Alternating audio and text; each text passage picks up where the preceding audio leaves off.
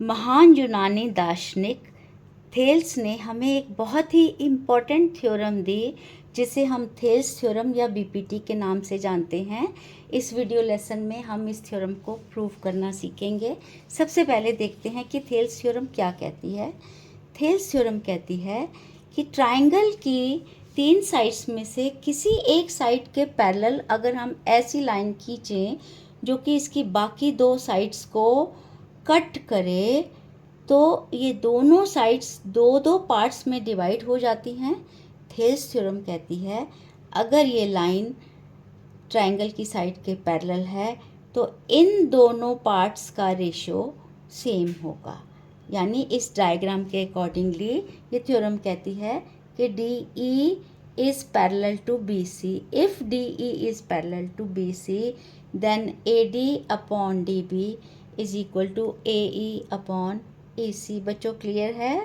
फिर से बताना चाहूँगी कि ट्रायंगल की एक साइड BC के पैरेलल लाइन ऐसी खींची गई जो इसे दो पॉइंट्स पर काटती है। देखो पैरेलल लाइन में यहाँ भी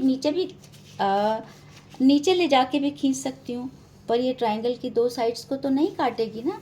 और मैं पैरेलल लाइन यहाँ से होकर जाती हुई खींच सकती हूँ, तो भी ये ट्रायंगल की 2 साइड्स को नहीं काटेगी। हमें ऐसी लाइन चाहिए जो ट्रायंगल की एक साइड के पैरेलल हो और बाकी दोनों साइड्स को 2-2 पार्ट्स में डिवाइड कर दे। तो थेल्स थ्योरम कहती है कि जो रेशो इन 2 पार्ट्स की लेंथ का होगा वही रेशो इन दोनों पार्ट्स की लेंथ का होगा। अब बच्चों ये ज़रूरी नहीं है, यहाँ पर मैंने DE पैरेलल ली है BC के, तो मैं एक लाइन AC के भी पैरेलल खींच सकती हूँ, तब भी 2-2 पार्ट्स होंगे। मैं एक लाइन AB के भी पैरेलल खींच सकती हूँ, जैसे कि इस डायग्राम से। और आप देख लीजिए, क्योंकि BPT जब आप सीख जाएंगे तो आपको थ्योरम्स को, क्वेश्चंस को सॉल्व करने में इसका यूज़ करना पड़ेगा। यहाँ देखिए, BC के पैरेलल DE हमने खींची, तो BC के पैरेलल जब हमने DE खींची तो AB के 2 पार्ट्स हो गए और AC के भी 2 पार्ट्स हो गए। तो थ्योरम कह रही है कि DE पैरेलल टू BC है, तो ये AD upon DB, AD upon DB is equal to AE upon EC होगा। यहाँ पर देखिए, यहाँ पर हमने AC के पैरेलल लाइन खींच दी है, तो यहाँ पर भी बाकी 2 साइड्स के 2-2 पार्ट्स हो गए हैं, तो रेशियो कैसे इक्वल होगा। देखो यहाँ B से स्टार्ट करो, BG अपॉन GC,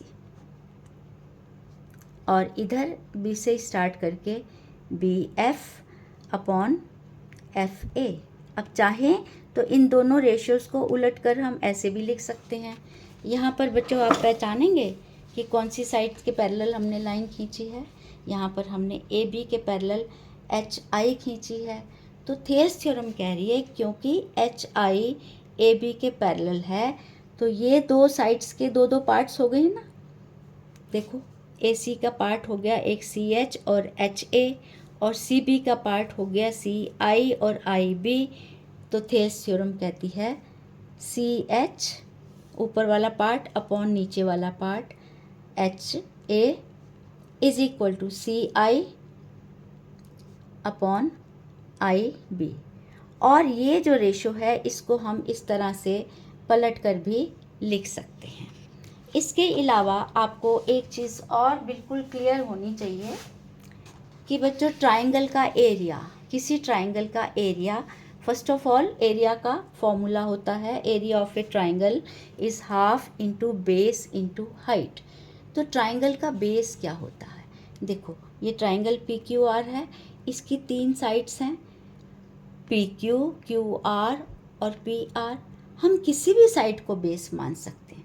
अगर मैंने QR को बेस माना तो ट्राइंगल की हाइट क्या मानी जाएगी, QR के सामने वाले वर्टेक्स से, सामने वाले शीर्ष से इस पर हमें परपेंडिकुलर डालना होगा, तो ये हाइट होगी PE। तो हम कहेंगे कि यदि QR बेस है तो हाइट है PE। अब मैं अगर PR को बेस लेती हूँ तो हाइट क्या होगी, PR के सामने वाला वर्टेक्स कौन सा है, Q, तो हाइट होगी क्यू से पी आर पर जो हम परपेंडिकुलर डालेंगे वो इसकी हाइट होगी। इसी तरह से ट्राइंगल के 3 साइड्स हैं, तीनों साइड्स को हम बेस ले सकते हैं। तो हर साइड बेस बनती है, उसके अकॉर्डिंगली एक उसकी हाइट होती है। तो ट्राइंगल के पास 3 बेस होते हैं और 3 हाइट्स होती हैं। अब देखो मैंने कलर्स को यूज़ किया है। जब मैंने ग्रीन कलर का बेस लिया है तो इस बेस के लिए जो हाइट है उसको भी मैंने ग्रीन कलर से ड्रॉ किया है। ये बेस रेड कलर का है तो हाइट है रेड कलर से बनाइए। हाइट होती क्या है, किसी भी साइड को बेस ले लो। तो ये बेस ले लिया पी आर, तो पी आर के बाद तीसरा कॉर्नर ये बचा है क्यू, तो क्यू से पी आर पर परपेंडिकुलर डालेंगे। तो बेस पी आर के लिए हाइट होगी क्यू एफ। तो ट्राइंगल का एरिया बेस इंटू हाइट होता है, तो इस ट्राइंगल का area half into P R into Q F, ये वाली हाइट। अगर मैं एरिया लेती हूँ पी क्यू, ये रहा पी क्यू, तो पी क्यू के अकॉर्डिंगली हाइट होगी पी क्यू के सामने वाले कॉर्नर से डाला गया परपेंडिकुलर। और आप देख रहे हैं कि क्यू आर के लिए जो हाइट है वो पी ई है। तो अब इन तीनों फार्मूलों में से हम कोई भी फार्मूला यूज़ करें, ट्राइंगल का एरिया सेम आएगा। तो ये बात आपको क्लियर होनी चाहिए कि हर ट्राइंगल के पास 3 ही बेस हो सकते हैं और हर बेस के अकॉर्डिंगली एक एक हाइट हो सकती है। नंबर 2, अब ये तो आपको मालूम है कि ट्राइंगल का एरिया होता है half into base into height. अब यहाँ पर एक ख़ास स्पेशल डायग्राम है। इस डायग्राम में आप देख रहे हैं कि एक ट्राइंगल है ए बी सी। इसका बेस क्या है, कोई भी बेस हो सकता है, लेकिन मैं इसका बेस अगर बी सी लेना चाहूँ, बेस बी सी लेना चाहूँ, तो बी सी का ऑपोजिट वर्टेक्स है ए। तो अगर मैंने बेस बी सी लिया तो हाइट क्या होगी, ए से बी सी पर डाला गया परपेंडिकुलर। तो बेस बी सी है तो हाइट हो गई ए एम। अब इसके साथ एक दूसरा ट्राइंगल है, उसका बेस है सी ई। बेस इसका सी ई है तो इसकी हाइट के लिए हमें क्या करना पड़ेगा बेटा, देखिए सी ई के ऑपोजिट कौन सा कोना है, ए है ना। तो यदि मैं बेस सी ई लेती हूँ तो हाइट होगी सी ई के ऑपोजिट वर्टेक्स से बेस पर परपेंडिकुलर डालना। अब यहाँ पर ए से सी ई पर मैं कोई भी लाइन ड्रॉ करती हूँ वो 90 डिग्री का एंगल नहीं बनाएगी। तो फिर हाइट क्या होगी, हाइट होगी हम सी ई को आगे बढ़ा देंगे और फिर परपेंडिकुलर डालेंगे। तो इस तरह से इस ट्राइंगल की बेस यदि सी है तो इसकी हाइट ए एम ही होगी, क्योंकि बी सी और सी ई एक ही लाइन में हैं। ये चीज़ आपके लिए समझना बहुत ज़रूरी है यदि आप इस थ्योरम को अच्छी तरह से समझना चाहते हैं। अब मैं आपको इसको और कुछ बच्चे डीपली समझना चाहें तो यहाँ आप देख रहे हो, यहाँ पर एक ट्राइंगल है ए बी सी और इसका बेस ए सी है, और इसी की लाइन में एक दूसरा ट्राइंगल जो धारी वाला ट्राइंगल मैंने बनाया उसका बेस सी डी है। तो अगर इसका बेस, मैं इस ट्राइंगल का एरिया निकालने के लिए मैं बेस लेती हूँ ए सी, तो हाइट होगी बी एम, और इस ट्राइंगल का बेस सी डी लूँगी। तो बच्चों क्योंकि ये दोनों बेस सेम ही लाइन में है ना और दोनों का ऑपोजिट वर्टेक्स सेम है, तो ये धारी वाले ट्राइंगल की हाइट भी बी एम होगी।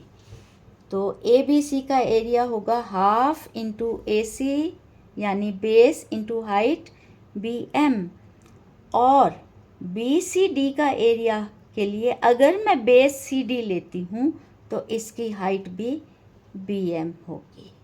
आई होप ये आपको क्लियर हो गया। अब इसके बाद हम थ्योरम को प्रूव करना स्टार्ट करते हैं। तो ये बीपीटी की मैंने स्टेटमेंट लिखी हुई है, वो आपकी बुक में आपने कई बार पढ़ी होगी। तो किसी भी थ्योरम को प्रूव करने के लिए हमें सबसे पहले गिवन चाहिए होता है। तो थ्योरम में क्या दिया क्या गया होगा, एक ट्राइंगल का होना ज़रूरी है और एक लाइन ऐसी होनी ज़रूरी है जो एक साइड के पैरेलल हो। तो यहाँ पर ये दोनों चीज़ें हमें दी गई थी, triangle ABC, comma A line DE parallel to BC intersects AB in D, AB को D पर कट करती है, एंड AC इन E। ये तो हमें दिया गया है। अब अपना मतलब पूरा करने के लिए, थ्योरम को प्रूव करने के लिए हमें कुछ ना कुछ कंस्ट्रक्शन करनी पड़ती है। तो यहाँ पर हम क्या दो कंस्ट्रक्शन करेंगे। सबसे पहले BE को ड्रॉ कर देंगे, B और E को मिलाएंगे तो ड्रॉ BE, ड्रॉ कर दी। उसके बाद देखो, अब ये BE ड्रॉ की तो आपको दो ट्राइंगल्स दिखाई दे रहे हैं। ऊपर वाला ट्राइंगल खाली है, इसके अंदर मैंने कुछ भी शेडिंग वगैरह नहीं की, और नीचे वाला हम कहेंगे ये धारी वाला ट्राइंगल है। अब ये दो ट्राइंगल्स बन गए। प्रूफ करने का हमारा पहला स्टेप ये होगा, हम लिखेंगे एरिया ट्राइंगल ADE, ऊपर वाला खाली triangle, upon area triangle DBE, जो धारी वाला ट्राइंगल आप देख रहे हैं। तो ट्राइंगल का एरिया तो आपने अभी अभी देखा, half into base into height होता है। तो मैं ADE का बेस लेती हूँ AD। वैसे तो कोई भी साइड बेस ली जा सकती है, लेकिन अभी के लिए मैं AD इसका बेस ले रही हूँ। तो हाइट क्या होगी, AD के सामने जो पॉइंट है E, उससे AD पर परपेंडिकुलर डाला जाएगा। तो मैंने परपेंडिकुलर डाला है बच्चों, ये निशान होता है ना राइट एंगल का, और परपेंडिकुलर वो लाइन सेगमेंट होता है जो राइट एंगल बनाता है। तो यहाँ पर परपेंडिकुलर कौन है, ED, किसके ऊपर, AD पर। तो मैंने दो कंस्ट्रक्शंस की, ड्रॉ BE, पहले मैंने PE ड्रॉ कर दिया, उसके बाद मैंने EN परपेंडिकुलर AD खींच दिया। तो बस अब हम प्रूफ के लिए तैयार हैं। बेटा ये ओनली 4 स्टेप्स की थ्योरम है। जो पिछली बातें मैंने आपको बताई हैं, यदि आपको समझ में आ गई हैं तो बस बहुत आसानी से आपको ये थ्योरम समझ भी आ जाएगी और आप उसे लिख भी पाएंगे। सो पहला स्टेप क्या है प्रूफ का, हम लिखेंगे area ADE upon area DBE। अब ADE का मैं बेस अपनी मर्जी से ले रही हूँ, AD तो हाफ इंटू AD। अब AD अगर बेस है तो हाइट क्या होगी, AD के सामने वाले पॉइंट से परपेंडिकुलर डालना है, वो EN हो गया, अपॉन एरिया DBE के लिए मैंने बेस लिया है DB। और बच्चों अभी अभी यहाँ पर जैसे कि मैंने आपको बताया था, दो ट्राइंगल इस तरह से उनका बेस सेम ही लाइन में है और उनका ऑपोजिट पॉइंट बिल्कुल दोनों का कॉमन है, तो ऐसे में दोनों की हाइट सेम होगी। तो यही बात यहाँ लागू हो रही है। ये धारी वाले ट्राइंगल में बेस उसी लाइन में है। देखो मैंने ना ऊपर वाले ट्राइंगल का base red colour continuous line बनाई है, और नीचे वाले ट्राइंगल के बेस को मैंने डॉटेड लाइन बना दी है। अब नीचे वाले ट्राइंगल का area half into base into height लेते हैं। तो बेस यदि मैं DB लेती हूँ तो बच्चे हाइट तो इसकी यही EN हो जाएगी कि नहीं, जैसा कि मैंने अभी आपको समझाया। तो यहाँ मैंने लिखा half into DB into EN। अब हाफ से हाफ कट गया, EN से EN कट गया, तो area ADE upon area DBE ये आ गया। अब मुझे क्या करना है, अब मुझे इसी डायग्राम में अभी मैंने ये ड्रॉ किया था और इस पर परपेंडिकुलर डाला था। अब मुझे इन दोनों लाइंस को ज्वाइन करके एक ट्राइंगल बनाना है, तो आपको कन्फ्यूजन ना हो इसलिए मैंने दूसरा डायग्राम ले लिया। देख रहे हैं, इसमें तो इसको ज्वाइन किया था, इसमें इसको ज्वाइन कर दिया। तो हमने क्या किया, ड्रॉ DC, और अब ऊपर वाला जो ट्राइंगल है खाली, अब मेरे पास दो ट्राइंगल हो गए, एक खाली ट्राइंगल और एक बिंदी वाला ट्राइंगल। तो ऊपर वाले ट्राइंगल का मैं बेस लूँगी अगर AE एरिया निकालने के लिए, तो हाइट क्या होगी, AE का ऑपोजिट वर्टेक्स क्या है D, तो D से AE पर परपेंडिकुलर डाला जाएगा। तो अब अभी के लिए मैंने ये दो कंस्ट्रक्शंस की हैं, draw DE and draw D M perpendicular A E. तो बच्चों यहाँ पर ये मैं कंस्ट्रक्शन का जो दूसरा पार्ट है वहाँ लिखती हूँ draw D C, draw D C और D M perpendicular A E. देख रहे हैं ना आप, एक ये डी सी ड्रॉ किया और डी एम परपेंडिकुलर ए ई कर दिया। अब मुझे ऊपर वाले खाली ट्रायंगल और बिंदी वाले ट्रायंगल का रेशो निकालना है। ठीक है, तो वो रेशो हम निकालते हैं। चलिए, मैंने यहाँ पर लिखा है एरिया ए डी ई क्या है, हाफ इंटू, अब मैं बेस ले रही हूँ ए ई, तो हाइट क्या हो गई डी एम, और नीचे वाले ट्रायंगल का बेस मैं ई सी लेती हूँ। तो क्योंकि दोनों का बेस सेम लाइन में है और ऑपोजिट पॉइंट डी दोनों का सेम है, तो इसकी हाइट भी तो डी एम होगी ना।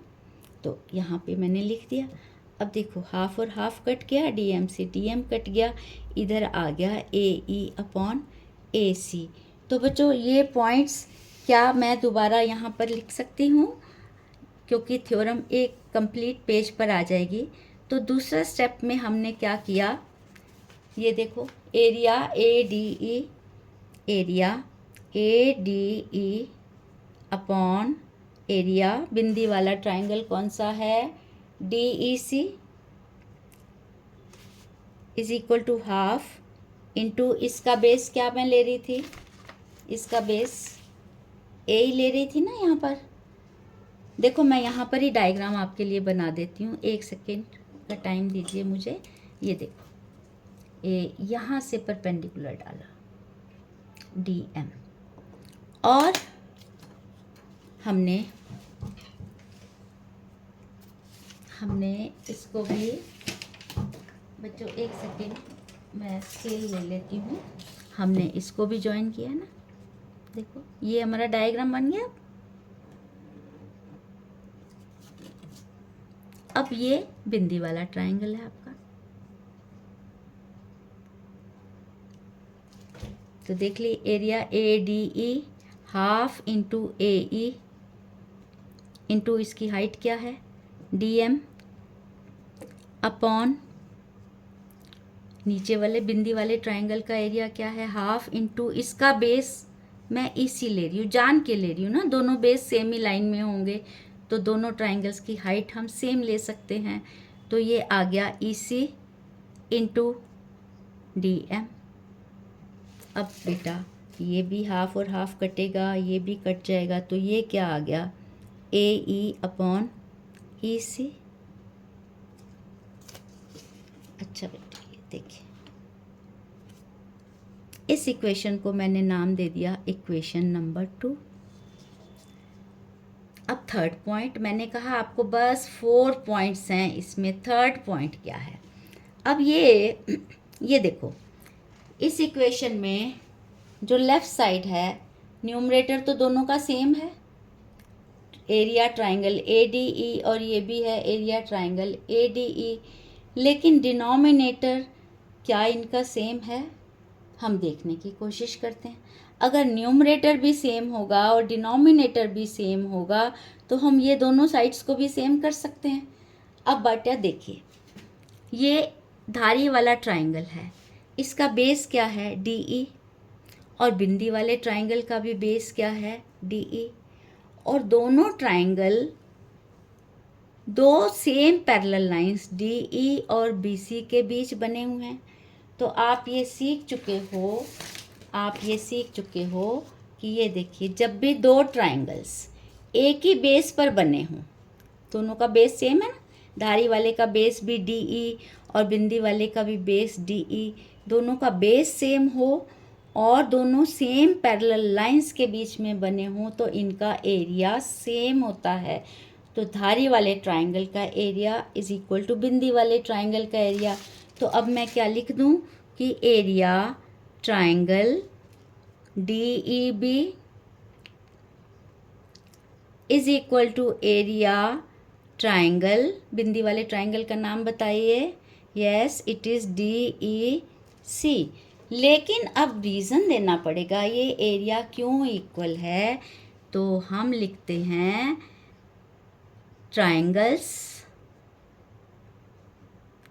Have same base DE and they are between same parallel lines DE and BC. Triangles have same base DE and they are between the same parallel lines DE and BC. दोनों triangles का base same है और same parallel lines में है, therefore their area is equal. ये rule है, ये आप 9th क्लास में पढ़ चुके हो।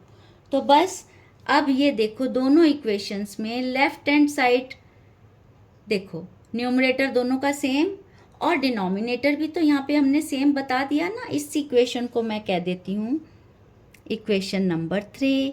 बस चौथा पॉइंट तो कुछ भी नहीं है, उसमें हम लिखेंगे 4th पॉइंट में फ्रॉम इक्वेशंस 1, 2 और 3, इन तीनों इक्वेशंस को मिला के देखो, इनकी लेफ्ट हैंड साइड सेम है तो राइट हैंड साइड भी सेम होगी। फ्रॉम इक्वेशंस 1, 2 एंड 3 आप लिखोगे AD upon DB is equal to AE upon EC। बच्चों एक बार रिवाइज कर लें, थ्योरम क्या कहती है, हमें गिवन क्या है, ट्राइंगल ABC जिसमें उसकी BC के पैरेलल एक लाइन खींची गई है, DE पैरेलल टू BC दी गई है। हमें प्रूफ क्या करना है कि पहली साइड के जो दो पार्ट्स हुए हैं AD और DB, उनका रेशो और दूसरी साइड्स के दोनों पार्ट्स का रेशो AE अपॉन EC ये सेम होगा। अब ये ध्यान रखना, यहाँ ऊपर वाला पार्ट पहले और नीचे वाला बाद में लिखा है, तो इस साइड पर भी ऊपर वाला पार्ट AE ऊपर आएगा और नीचे वाला पार्ट नीचे आएगा। और फिर आपको मालूम है कि प्रूफ करने के लिए हमें कुछ ना कुछ कंस्ट्रक्शन करनी पड़ती है। तो यहाँ पर देखिए, पहले मैंने क्या किया, इसको मिला दिया तो एक धारी वाला ट्राइंगल बन गया, एक खाली ट्राइंगल, एक धारी वाला ट्राइंगल, और फिर इस ट्राइंगल का खींच दिया परपेंडिकुलर। तो कंस्ट्रक्शन नंबर 1 हुई, draw BE and EN perpendicular to AD। जब ये बन गए तो हमने लिखा एरिया। अच्छा, अब आप यहाँ से ये भी लिख दीजिए दूसरा पॉइंट, ड्रॉ DC और सामने वाले कोने से यहाँ परपेंडिकुलर डाला। आप चाहो तो ये शेडिंग कर सकते हो यहाँ पर। बस ये हमारी कंस्ट्रक्शन होगी। अब हमारा प्रूफ शुरू हो गया। प्रूफ में हम क्या जुगाड़ कर रहे हैं कि कुछ ऐसा लिखना चाह रहे हैं जिसका आंसर AD अपॉन DB आए। फिर हम कुछ ऐसा लिखेंगे कि जिसका आंसर AE अपॉन EC आए। फिर हम कुछ और जुगत लड़ाएंगे और अपनी थ्योरम प्रूव कर देंगे। तो देखा आपने, पहले लिखा area ADE upon area DBE, तो ये half into base AD into height EN is equal upon इसका एरिया हो गया हाफ इंटू बेस DB और हाइट इसकी वही EN रहेगी। कैंसिल करके ये आ गया पहली इक्वेशन। और दूसरी इक्वेशन में हमने ये खाली ट्राइंगल और इधर वाले बिंदी वाले ट्राइंगल का एरिया ऊपर, इसका नीचे लिखा और इसको सिंप्लीफाई करके ये आ गई इक्वेशन नंबर 2। और इक्वेशन नंबर 3 में हमने कहा कि देखो ये धारी वाला ट्राइंगल और बिंदी वाले ट्राइंगल का एरिया सेम है। क्यों? क्योंकि दोनों का बेस तो DE है सेम, और दोनों उन्हीं सेम पैरेलल लाइंस के बीच में बने हुए ना, इसके अंदर बाहर तो नहीं बने हुए।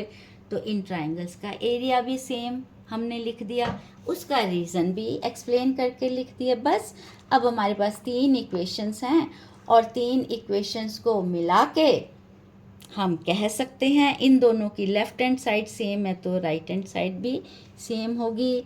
और फिर उसके बाद एक लाइन लिखने में बच्चों को हमेशा बहुत मज़ा आता है, हेंस प्रूव्ड। अब बच्चों हम मानेंगे आपको ये थ्योरम कब समझ आई, यदि आप इसी थ्योरम को दोबारा से प्रूव कीजिए, लेकिन रटना नहीं है इसको, सारी लेबलिंग बदल दीजिए। मैंने बदल दिया आपके लिए ये लेबलिंग। आप इस लेबलिंग को यूज़ करके देखो, prove BPT using this diagram, या इसी चित्र यानी इसी नामांकन का प्रयोग करते हुए प्रमेय को सिद्ध कीजिए। This is your homework. Extra bite ये है बच्चों कि ये जो बीपीटी है इसका नाम थेल्स थ्योरम भी है, इसका एक और नाम है इंटरसेप्ट थ्योरम, और हिंदी में इसे कहते हैं थेल्स प्रमेय या आधारभूत समानुपातिकता प्रमेय। Short form BPT English Hindi medium दोनों बच्चे यूज़ कर सकते हैं। और आपको पता होना चाहिए कि कहीं कहीं इस थ्योरम को अंतःखंड प्रमेय भी कहा जाता है। बच्चों थ्योरम याद रखिए, समझ कर ही उसको याद रखना आसान होता है। अगर रटेंगे तो ज़रूर कहीं ना कहीं गलती होगी। तो प्लीज़ ये डायग्राम नोट कर लीजिए और इन्हीं नामों को यूज़ करते हुए थ्योरम प्रूफ कीजिए, अपने टीचर से चेक कीजिए। आज के लिए इतना ही बच्चों, इसी तरह से मेहनत करते रहिए, आगे बढ़ते रहिए। मिलेंगे मेरे अगले वीडियो में इसी चैनल हैप्पी मैथ्स पर कुछ नया सीखने के लिए। तब तक के लिए goodbye and good wishes.